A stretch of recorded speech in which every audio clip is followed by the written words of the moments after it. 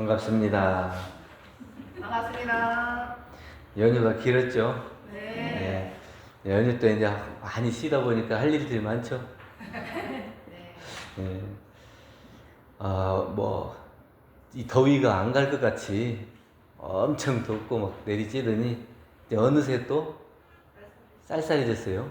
이제 반팔 입으면 약간 한기를 느낄 정도로 이게 모든 것이 극하면 변한다는 그 이치를 말씀해 주시는 거고, 어떤 교무님이 얘기하시대요. 이 세상에 얼마나 큰 선풍기가 있으면 이렇게 더위를 식혀가지고 가을이 되게 하겠냐고. 이 우주 자연의 섭리가 있기 때문에 이렇게 되는 거지, 아무리 비싸고 좋은 선풍기, 큰 선풍기를 돌린다고 이렇게 더위를 식혀서 가을이 오게 할 수 있겠어요? 그럴 수 없는 거예요. 이게 우주 자연의 엄청난 무한한 능력이고 조화고 그런 것 같아요. 그래서 우리 사람도 마찬가지예요. 젊을 때 보면은 내가 한창 힘이 좋고 막 잘 나가고 이러니까 자기는 언제까지 잘 나갈 것처럼 생각해요. 근데 얼마 못 가더라고. 우리 교도님이 자기 아들이 과장이 됐다 하더라고요. 회사에서. 몇 살인데요? 그러니까 27살이래요. 27인데 과장이 됐으면 엄청 잘 된 거네요. 그렇게 생각했어요. 우리 이제 교무들은 교당에서 주인교무 하려면 막 50 넘어야 하잖아요. 근데 27살에 과장이 되면은 그 회사에서 굉장히 큰 역할을 하는 거잖아요. 근데 27살에 과장이 되면 좋은가요? 안 좋은가요? 잘 모르죠? 빨리 과장이 되면 빨리 내려와야 돼요. 그러니까 대기업들은 오래 안 놔두더라고. 임원들을 이렇게 빡빡 올라가고 더 이상 자기가 못 올라가면 바로 퇴직 처리예요. 그게 능력이 인정받아갖고 계속 올라갈 수 있으면 모르지만 더 이상 못 올라가면 올라갈 수 있는 데까지 올라가고는 그 다음부터는 내려와야 돼요. 그러면 27에 과장이 되고 뭐 한 30에 또 뭐 더 조금 더 올라가고 그러다 보면 더 이상 못 올라가면 어떻게 돼? 30대에 이미 회사에서 나와야 되는 거예요. 그렇게 생각하면 굉장히 빠른 거예요. 근데 자기가 빨리 성공했다. 그래서 내가 정말 회사에서 인정받고 모든 사람들에게 자랑을 하다. 이렇게 하고 자기의 좋은 시절만 생각하는데 사실은 그 좋은 시절도 결국 내려갈 날이 온다는 거예요. 그러니까 우리가 봄, 여름, 가을, 겨울의 변화를 놓고 보면서 야, 계절이 변하는구나. 이렇게만 생각하는 게 아니라 우리의 사람도 생로병사로 변화하는구나. 내가 언제까지나 젊고 활기차지 않고 나이 먹고 힘이 약해지기도 하겠구나. 이런 걸 생각해서 내가 잘 나갈 때 더 아끼고 조심하고 겸손하고 이래야 한다는 겁니다. 그래서 오늘은 익을수록 겸손해야 한다는 제목으로 말씀을 드립니다. 정산정사 원리편 36장에 말씀해 주신 것처럼 삼복 있죠, 삼복. 여름에 하도 더우면은 이게 양이 이렇게 올라오면 이렇게 눌러. 3번을 눌리는 거예요. 그러다가 이제 그 커 나가던 기운이 더 이상 못 커 나가면 이제 음기운한테 눌리는 거예요. 그러면 이제 가을이 되고 겨울이 되는 거예요. 근데 겨울이 돼가지고도 그 추운 겨울에 그냥 가만히 있는 게 아니라 그 속에서도 또 양의 기운이 자라는 거예요. 그래서 봄이 되고 여름이 되는 거거든요. 그러니까 이게 자꾸 이렇게 변화되는 거예요. 그런데 이렇게 극하면 변하는 이치를 알지 못하고 자기가 잘 나갈 때 조심하고 겸손하지 못하면 다른 사람에게 자기가 힘이 없어졌을 때 볼 면목이 없고 말할 힘이 없고 그렇게 된다는 겁니다. 모든 것이 성하면 반드시 쇠하고 쇠하면 또 다시 변하여서 일어난다는 것이 이 세상의 이치고 우리 모든 사람들의 살아가는 과정이고 그런 것 같습니다. 그래서 이런 변화하는 과정에 따라서 도인들은 성할 때 교만하지 않고 쇠할 때 낙심하지 않는다. 이게 잘 나간다 하더라도 겸손을 잃지 않고 내가 잘 안 됐다 하더라도 낙담하지 않는 것. 왜냐하면 이게 잘 됐다가 안 됐다, 잘 됐다 안 됐다 이게 변화가 있잖아요. 음이 됐다 양이 됐다 이 변화가 있기 때문에 지금은 내가 잘 됐지만 또 내려갈 때가 있다. 또 내가 지금은 내려왔지만 올라갈 때가 있다. 이것을 아는 사람은 내가 잘 됐다고 자만하지도 않고 못 됐다고 좌절하지도 않는다. 이게 이제 도인들이 하는 공부다. 그러나 우리 중생들은 잘 모르기 때문에 자기가 잘 나갈 때는 남들을 무시하고 또 자기가 잘 못 나갈 때는 세상이 다 무너진 것처럼 그렇게 방에 들어가 앉아가지고 밖에 나오지도 못하고 그렇게 살더라.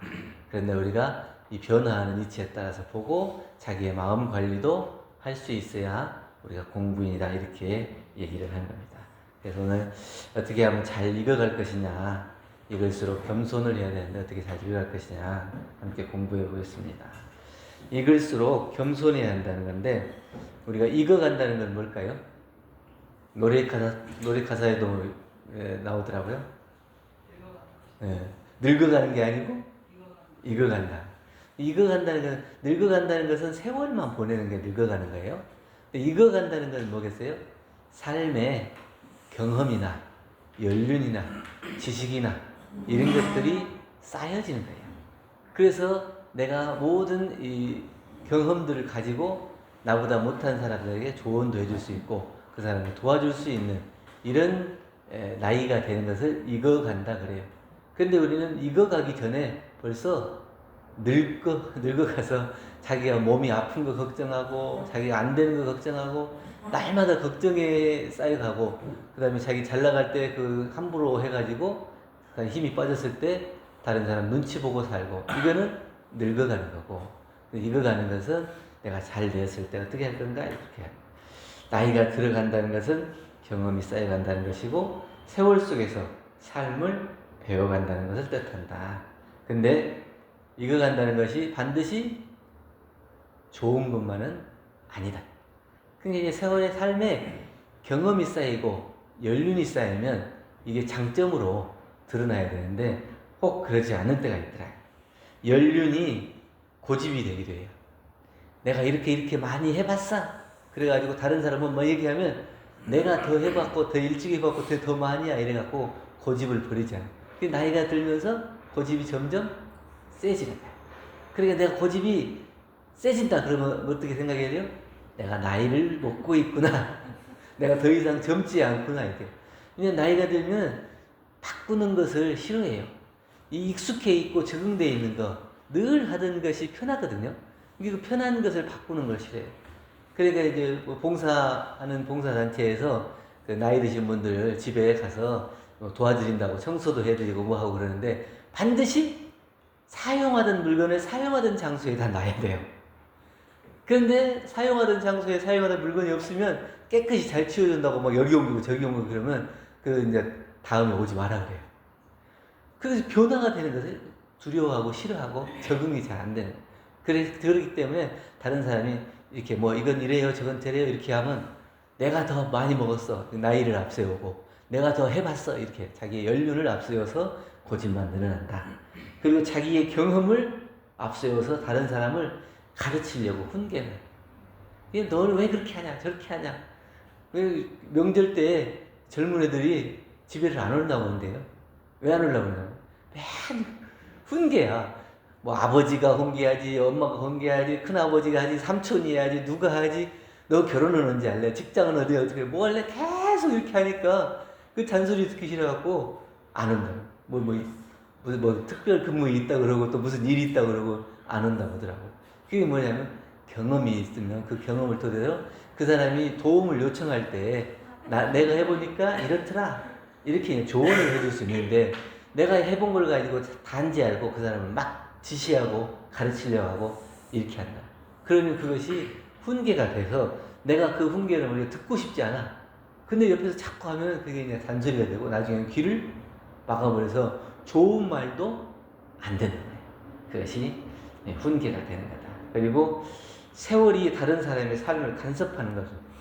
그래서 자녀들도 뭐 이렇게 딱 놔두고 공부하고 애들이 내가 이렇게 해서 이만큼 이걸 준비하고 이렇게 하고 자기 계획이 있어요. 근데 계속 집에서 엄마 아버지가 너는 뭐 할래? 어떻게 할래? 직장도 안 잡고 어떻게 할래? 계속 그렇게 하면 어떻게 하겠어요? 스트레스 받아가지고 자기가 원하는 직업을 얻기 위해서 준비해가고 있는 과정인데 자꾸 거기서 보채면은 원하지도 않는데 그것을 엄마 아버지의 말 따라서 하다가 나중에는 어떻게 해요?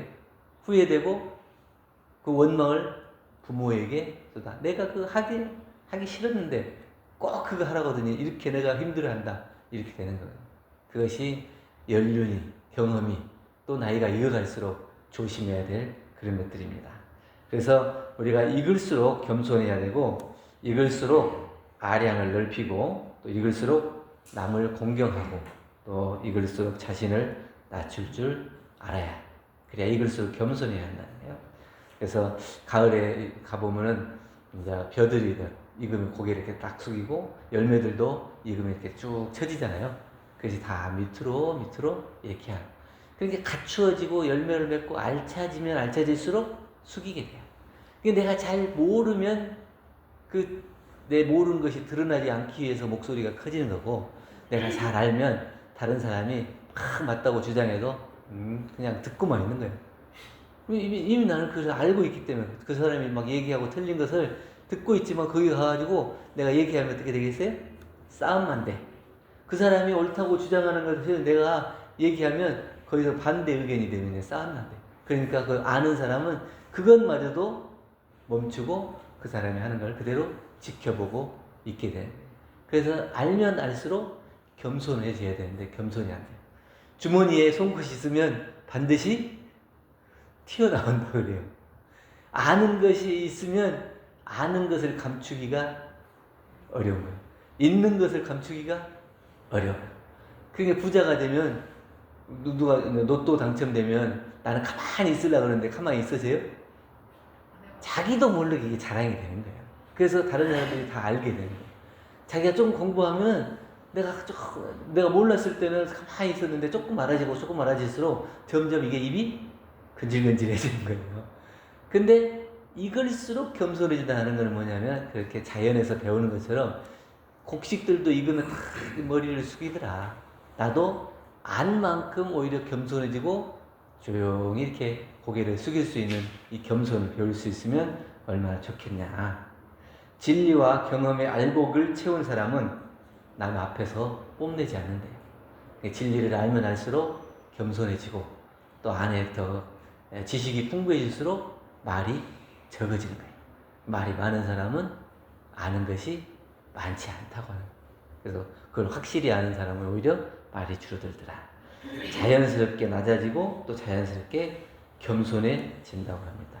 우리가 바로 이러한 자세를 나이가 들수록 배워야 하고 겸손해져야 된다.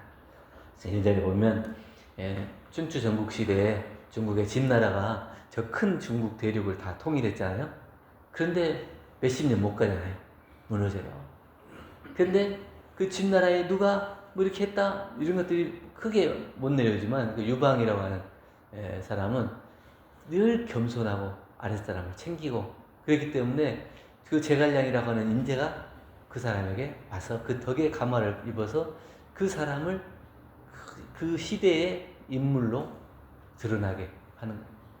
내가 직접 드러나는 게 아니라 덕이 있는 사람은 알아서 많은 사람들이 그 덕에 감화돼 가지고 그 사람을 더 드러내준다는 거예요. 근데 그것은 내가 드러나려고 일어서서 드러나는 게 아니고 오히려 겸손하고 자세를 낮춤으로 인해서 더욱더 드러난다. 이걸 이제 역사를 통해서 우리가 그 겸손을 배울 수 있는 거다. 어떤 할아버지가 80이 넘었는데 학교를 가요.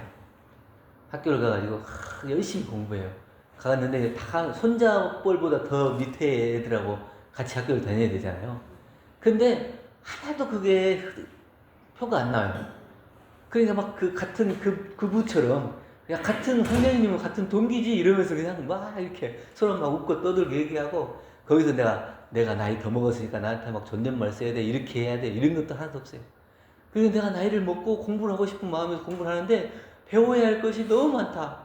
알아야 할 것이 너무 많다. 근데 내가 나이 먹어서 잘 모르니까 좀 가르쳐주라 이러면서 아무런 격이 없이 그리고 그 반 친구들한테 이미 세월을 살았기 때문에 경제적으로 여유가 있잖아요. 그러니까 그 사람들한테 또 먹을 것도 좀 사주면서 계속 이렇게 친화하니까 얼마나 그 사람들이 가까이 다가오냐.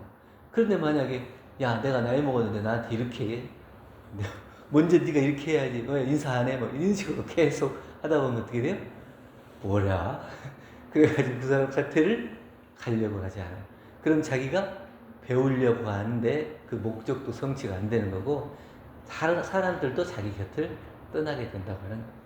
그게 나이가 먹을수록 나이를 먹었다 안 먹었다가 중요한 게 아니라 나이를 먹었지만 내가 어떤 삶의 태도를 가지고 어떤 마음을 가지고 그거를 배우고 익히고 살아가느냐에 따라서 그 사람이 얼마나 겸손하냐에 따라서 그 사람이 정말 존경받는 사람으로. 그래서 이분은 나이는 80이 됐지만 정말 일생을 잘 살았구나.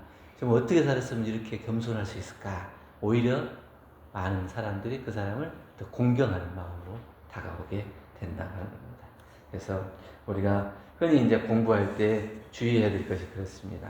연륜이 고집이 되지 않게 하고 경험이 훈계가 되지 않고 세월이 간섭이 되지 않도록 그러려면 연륜으로 내가 무거운 짐을 대신 지어주는 거예요. 내가 이렇게 살아보고 이렇게 경험이 있으니까 너는 아직 경험이 부족하니까 내가 해본 사람으로서 좀 도와줄게. 그래서 그 연륜을 그 아직 부족한 사람에게 나누어주는 거예요.